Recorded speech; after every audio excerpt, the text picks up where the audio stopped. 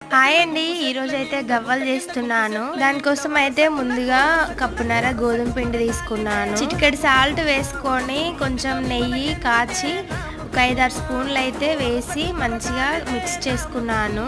పిండిని అయితే నెయ్యి వేస్తేనే మంచిగా గవ్వలు అయితే గుల్ల గుల్లగా వస్తాయండి. నెయ్యి వేసుకుంటే ఈ విధంగా ఉండలాగా రావాలి. పిండి కలుపుకున్న తర్వాత నీళ్లు పోస్తూ పిండిని అయితే మంచిగా కలిపేసుకున్నాను. ఒక 10 నిమిషాలు పక్కకు పెట్టుకొని చిన్న చిన్న బౌల్స్ లాగా ఈ విధంగా చేసుకొని గవ్వల చెక్క మీద గవ్వలు అయితే చేసేసుకున్నాను. తర్వాత ఒక కడాయి పెట్టుకొని ఆయిల్ పెట్టేసుకొని గవ్వలన్నీ కూడా దాంట్లో వేసి మీడియం ఫ్లేమ్ లో పెట్టి మంచిగా వేయించేసుకున్నాను. తర్వాత కప్పున్నర పిండికి ఒక కప్పు షుగర్ తీసుకొని పాకం చేసి దాంట్లో గవ్వలు అయితే వేసేసి ఒక 10 నిమిషాలు మూత పెట్టి పక్కకు ఉంచి దాని తర్వాత గవ్వల్ని విడివిడిగా చేసి ఈ విధంగా ప్లేట్లో వేసుకోవాలి.